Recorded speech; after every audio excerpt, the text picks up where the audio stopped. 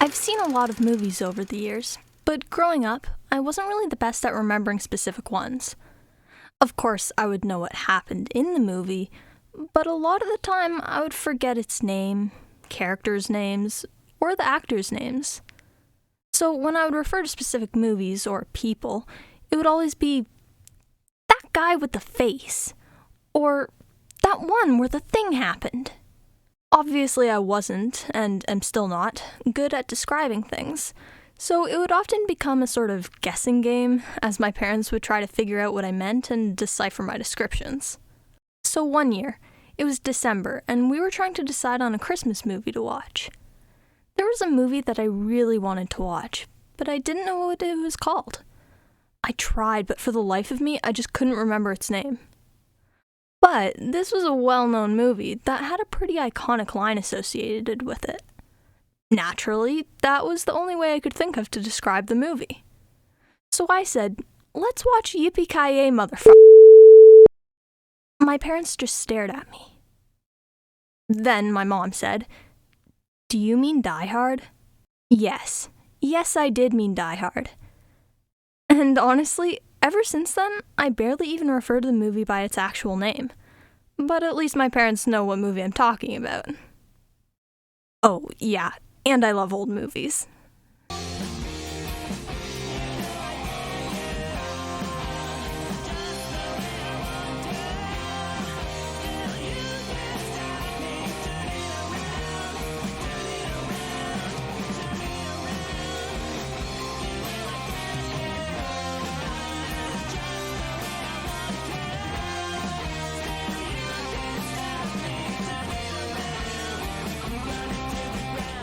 Hello, film historians. I'm Derek and I love old movies. We've got Sam the sidekick here. Hello, and welcome to episode 19. We've come a long way. I keep thinking that every week about this time, especially with us coming up on the big 20th episode milestone. That is a milestone. And just like when we hit our 10th, we are going to hit you with a spectacular, featuring not a traditional recap show, but with a plethora of guests talking about movie stuff. Plethora. That's a good word. It's one of the best words. We need to use it more. We'll work it into every show. A few times. Well, we can start by letting our plethora of listeners know how much we appreciate them and what we have in store for them. We sure can. After you. Well, each week we see our podcast grow. Mm-hmm. We get more listens. We do. More subscribers. Yep. More of all that good stuff. Oh, yeah. And that's all because of our listeners. You guys are super cool for checking our show out, and cooler still for doing it more than once. You keep coming back, we'll keep making them. That's the deal. That's a good deal. It's the sort of deal where everyone wins. Like I said, a good deal. So, keep doing what you're doing, and we'll keep doing what we're doing, and the show will just keep getting better and better. And as always, let us know what you think. The best way to do that is to drop us a comment on the socials. Like on Facebook. I Love Old Movies, the podcast. The Instagram. I Love Old Movies, the podcast. Le Twitter. At ILOM podcast. Or one of those good old-fashioned emails you hear about. I Love Old Movies, the podcast at gmail.com. All one word. So, looking ahead, next week, we have our 20th episode spectacular, in which Sam and I... and some guests... are going to be discussing our respective picks for the greatest portrayal of Santa Claus in film history. It's going to be pretty awesome, actually. I think I've worked out who mine is going to be. Oh, I've got mine all ready to go, as well as a few honorable mentions. We can do that? It's our show. We can do anything we want. Oh, sweet. Now, last week we already mentioned that Bill Van Vagel from Phantom Galaxy and Mallory Jacobson from Movie Lovers will be joining us, so we should share the rest of our guests. Just to build the excitement even higher. High excitement is good excitement.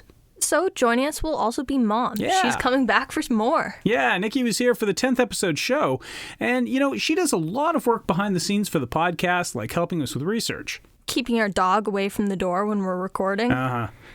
Maybe not the most glamorous jobs, but it totally matters. And I know she loves Christmas movies, so she'll have a good Santa pick for sure. Then, rounding out our panel will be Brent Rombo. Brent is one of the people behind Pet Rock Radio, which is an online alternative radio station that broadcasts worldwide right out of our hometown of Peterborough, Ontario, Canada. Brent and I have had some fun collaborations in the past, including playing benefit shows together and Trip Sonics providing music for a play I was directing. That I was in. Yep. So it's cool to have him on, and we're looking forward to that. Following the 20th episode, we'll have a special show where we'll recap all of Season 1. Sort of a clip show. Yeah, and in it, we'll look at the 18 movies that we've covered so far and put them into a rank order list from best to worst. The definitive ILOM ranking. And after that, a brief break for the holidays until we come back in the new year with our all-request month of January. That is going to be a lot of fun. You know what? It's all a lot of fun. But today, This show, this very one, we are going to be taking a look at one of the most infamous, preposterous, ridiculous, low quality Christmas films of all time, Santa Claus Conquers the Martians. Now, this film came out in 1964. Isn't that a bit late for us? Yeah, but we did The Cabinet of Dr. Caligari, and that was a bit early for us, so it all balances out. Oh yeah, I like it. Let's get to work.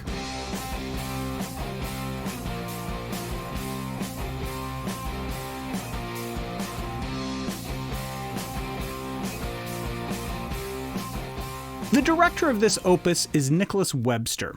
Now, he had 29 directing credits, most of which are from his work with television or on documentaries. He's most remembered for his work on the CBS program The Violent World of Sam Huff, which showed the first use of a wireless microphone on television, and the ABC close-up documentary Walk in My Shoes, which was nominated for an Emmy as the best television program of the year. Also, he did the ABC special Ridin' the Rails, The Great American Train Story, which featured Johnny Cash. His only feature film was Santa Claus Conquers the Martians, but I guess if you only get to make one, at least make it memorable. Webster passed away in 2006 at the age of 94. The writer of this film was Glenville Meredith. Was it really, though? Well, I think he was. That's what the credits say. But there's absolutely zero information about this guy anywhere. No IMDb page, no Wikipedia page, no nothing. I couldn't even find his date of birth. Glenville Meredith is a complete mystery. So, does he even exist? I guess we'll never know. Please, if anyone listening knows who Glenville Meredith is or was, please let us know. This is something we need to get to the bottom of. This might not be a fruitful search. Just get to the actors. Okay. Starring this film in the role of Santa Claus is John Call.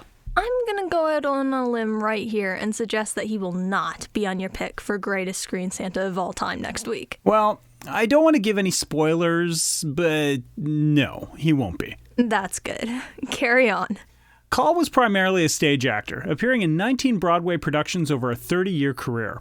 His screen career wasn't filled with highlights, however. Mostly he played bit roles, little more than extras, and frequently uncredited.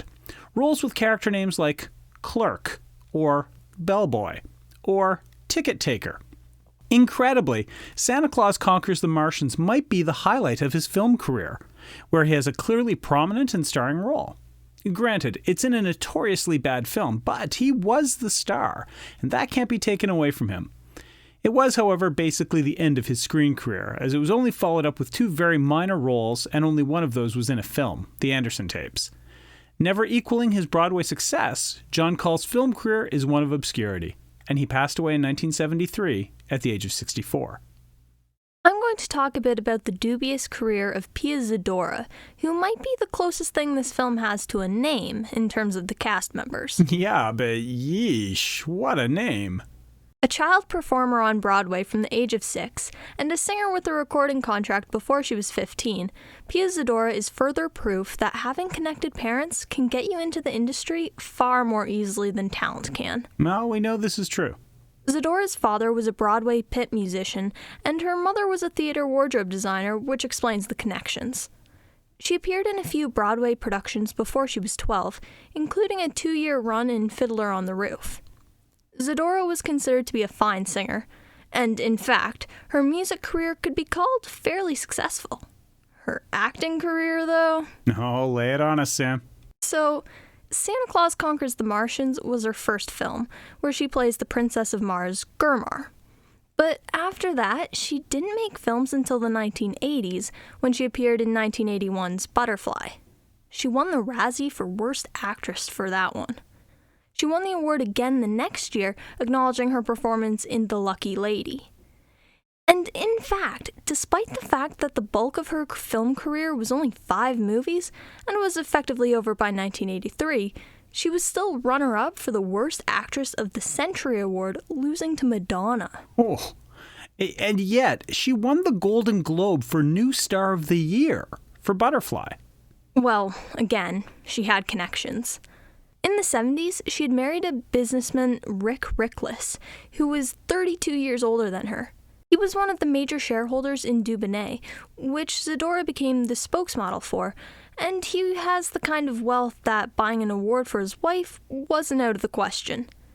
In fact, it was so widely assumed that that's what indeed happened, the Golden Globes retired the category she had won the award in the following year. Wow. Now, she did do a fair amount of stage, and her singing career was fine, including a tour opening for Frank Sinatra. But her acting was never well received by neither critics nor audiences. Well, you don't get nominated for Worst Actress of the Century by accident. No, you don't. Pia Zadora is still alive and lives in Las Vegas. Intended to fill a gap in the Yuletide science fiction fantasy marketplace and offer children a film that was not produced by Disney, Santa Claus Conquers the Martians was the brainchild of producer Paul Jacobson. Culling together a cast of Broadway performers and filming in an airplane hangar converted to a film studio on Long Island, the film enjoys the reputation of being one of the worst ever made. That's not really true, though. I mean, it's bad, but... Well, it's cheaply and ineptly made, but I think it's more the sort of film that nestles into the so bad it's good category.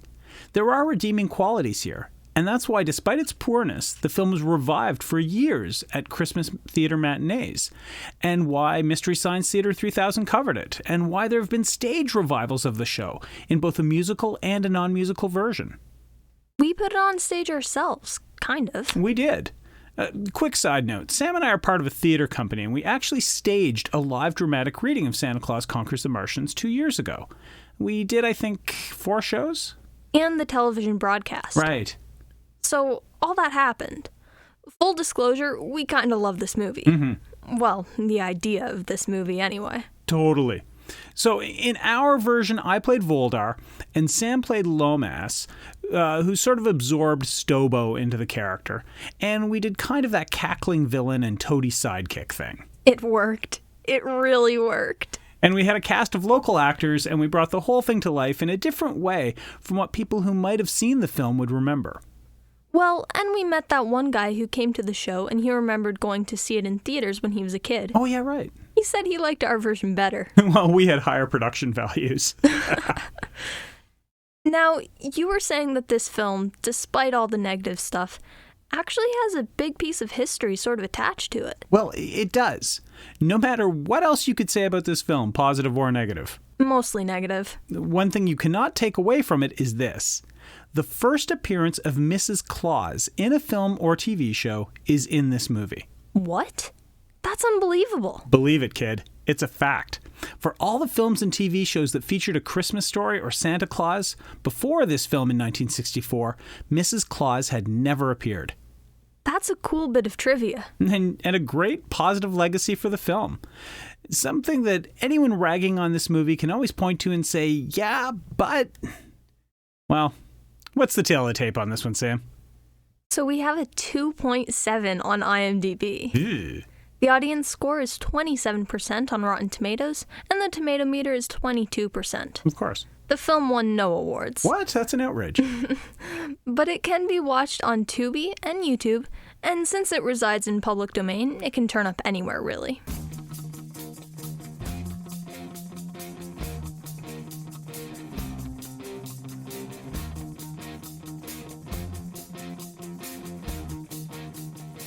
We open with title cards overlaid on a spacey background, and the song plays. Jumpin' Jiminy, he can climb down any chimney. An outline drawing of Santa moves across the screen, changing the background cards. It's cute, quaint, a real quo by the quay. This song is longer than I remember. Why is it still going? These sorts of things always overstay their welcomes. A news reporter for KID TV has a TV crew at Santa's workshop for an interview. This broadcast is being watched by Martian kids Bomar and Gurmar. The workshop looks really good. There's lots of elves hard at work. We meet Santa as he joins the interview. John Call really looks the part. I'll say. And there she is, Mrs. Claus. Her first moment on camera ever, and she looks a bit foolish. And not wearing the reds. It's too bad she wasn't wearing red. There's a toy of a Martian, and the comment is made that if there are people on Mars, hopefully they have a Santa. But meanwhile, on Mars, Kimar is looking for Droppo. Kimar is the Martian king, and Droppo is the comedy relief character, and he seems to be Kimar's assistant or servant.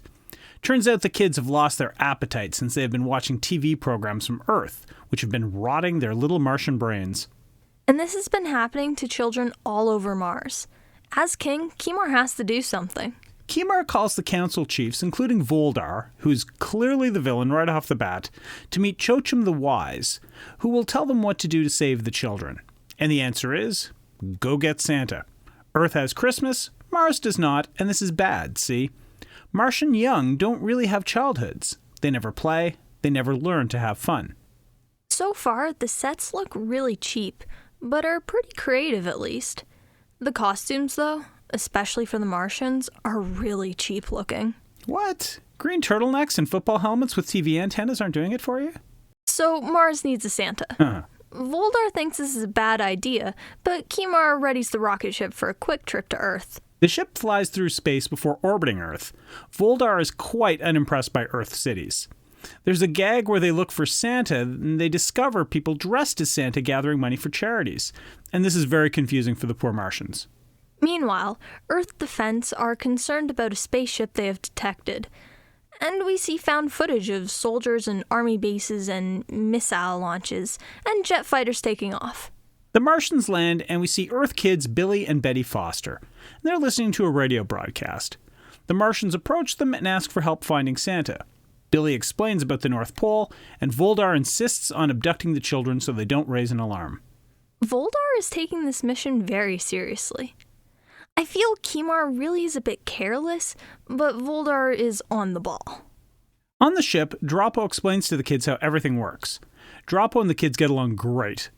But then Billy and Betty hide and overhear the Martian plan to abduct Santa. So Billy breaks the radar shield so the Martian ship will be detectable by the Space Force.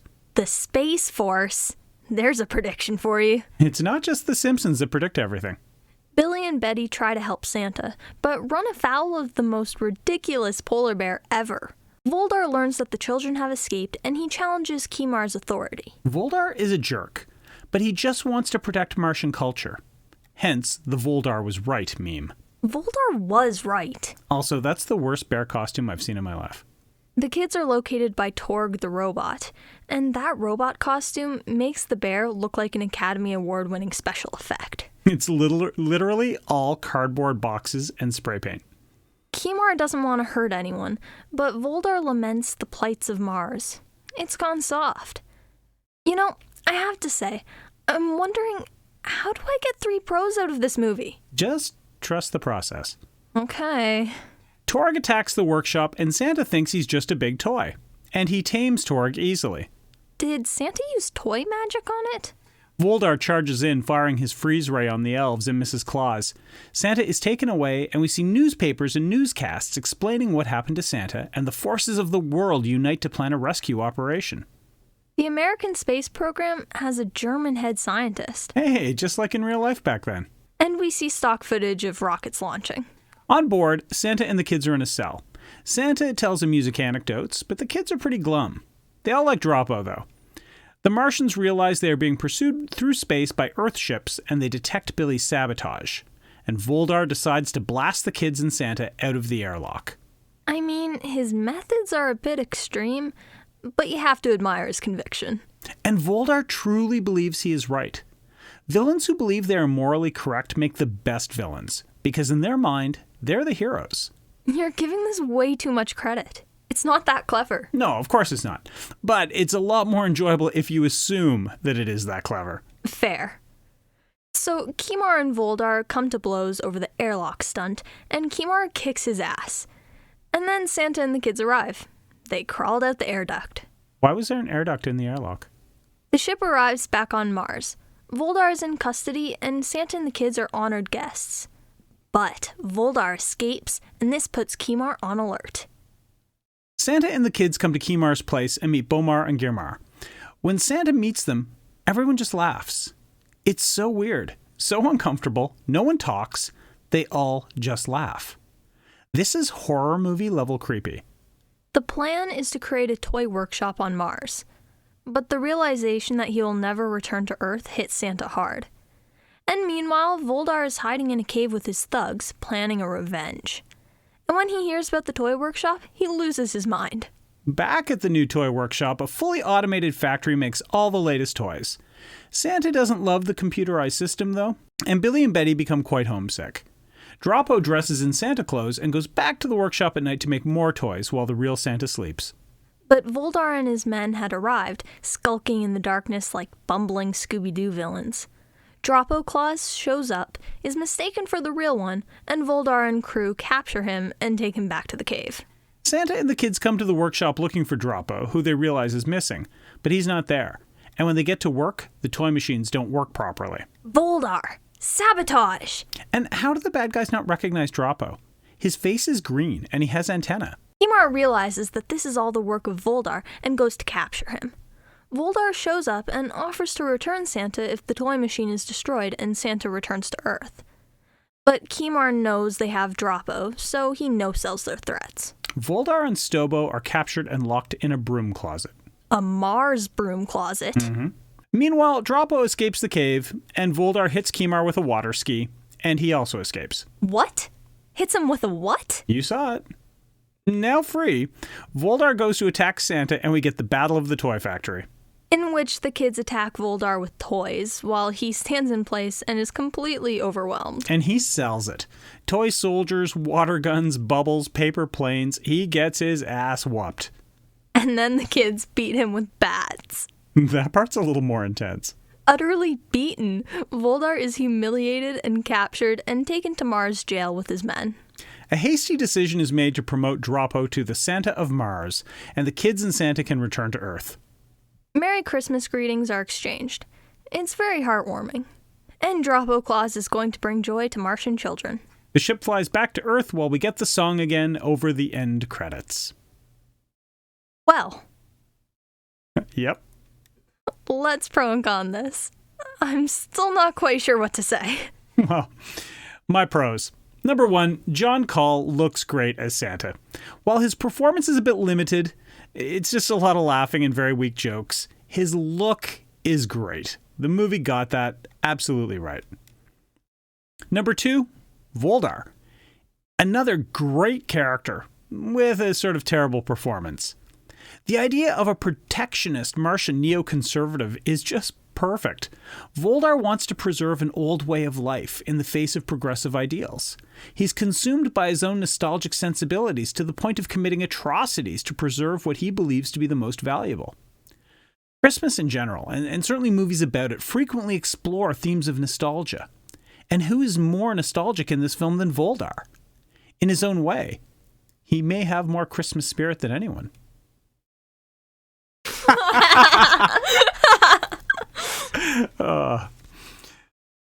Number 3, I can't hate this film.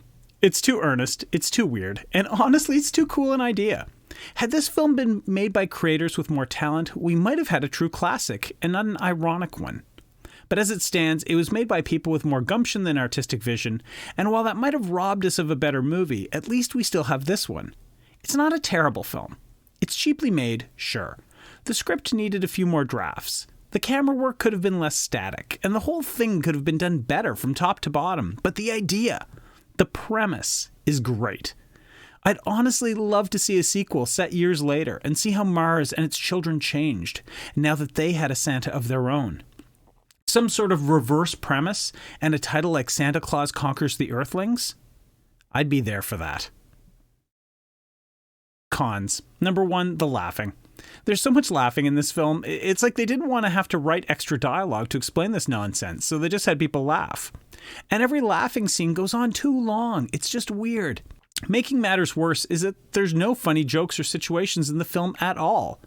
It's ridiculous. It's not funny. And that's a big difference. I realize it was made for children, but aside from the insane final fight in the toy workshop, I can't even see a child laughing at this film. Number 2.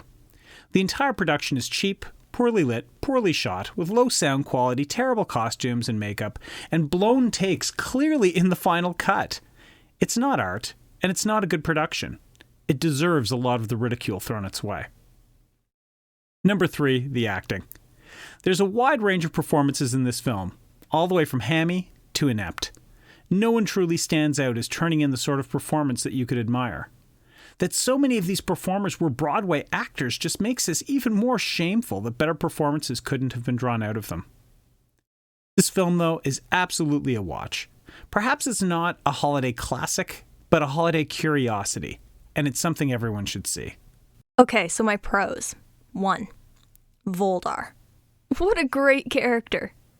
He was such a cool character. How could I not love him? He's just this guy who's fed up with everyone's crap and doesn't want any unnecessary changes. And he's the one who gets yelled at and told he's wrong. I kind of feel bad for him. He likes how life is on Mars and doesn't want some random outsiders coming in and messing everything up. Yes, he's a little murderous, but everyone else pushed him to it. He has some great motivation and a less great method. 2. The technology on Mars. There was some pretty neat stuff. The sleep spray, the food pills, the Q-ray, the nuclear curtain. They were kind of cool. I feel like they had some pretty interesting ideas. They just didn't have the ability to go all out with them, which left everything coming across as a half-baked idea that was cheaply and poorly made. 3. The song. It was just so cheery and upbeat. And it's super catchy. I remember the first time I heard the song, I couldn't get it out of my head for a solid week. I think it's really funny that the song spells out Santa as S-A-N-T-A, but then it sings Santy Claus. But I just found it a pretty fun song. My cons. 1. The Martian makeup. It was literally just green paint that was rubbed on the Martians' faces. And it was different in every scene. Clearly they didn't care about continuity. And can we talk about their costumes for a second? Apparently wearing green clothes, a weird helmet, and some inconsistent face paint all of a sudden make you a Martian. I have to say, it wasn't very believable. 2. Santa's laughing. All he did was laugh and make bad jokes throughout the entire film. And don't get me wrong, I love bad jokes. But the non-stop laughter? It was a bit much. Especially in the scene with the 4 kids. Nothing about it was funny, so why were they laughing? It was just so creepy how Santa just started laughing and they all joined in. 3. The performances. Oh my gosh, was the acting ever bad? Scratch that, it was horrendous. I honestly can't stand how almost every line is delivered, and none of the actors are compelling in their roles. None of the performances are believable. Everything just comes across as painfully forced and fake. Yes, but in spite of all that? Oh, it's a watch. Yeah. This film is a crazy mess, and I love every weird minute of it. Watch! Okay, there we go. That was our 18th review, and officially the last review we will do for Season 1. Wow, that's pretty amazing. But we still have 2 special episodes to go. We sure do. So be sure to check in next week for our 20th episode spectacular, and then after that for our Season 1 recap show. And in the meantime, if you liked this episode, please drop us a line in the comments. For sure. We'd love to hear from you. And of course, always remember that you are under no obligation to keep this podcast secret. You sharing us with other people is the best way for us to keep growing. So please help us out with that. Don't keep us all to yourself. We are not a secret. So tell your friends. Tell your enemies. You never know. They might think Voldar is right just as much as you do. Maybe even more. For Sam the Sidekick, I'm Derek, and I love old movies.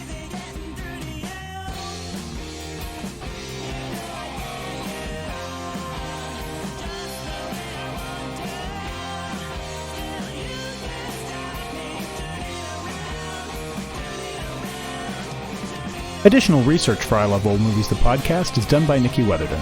Audio clips come from freefx.co.uk. Images are used through the provisions of fair use, and our theme song, Burning Bridges, is by The Crocs.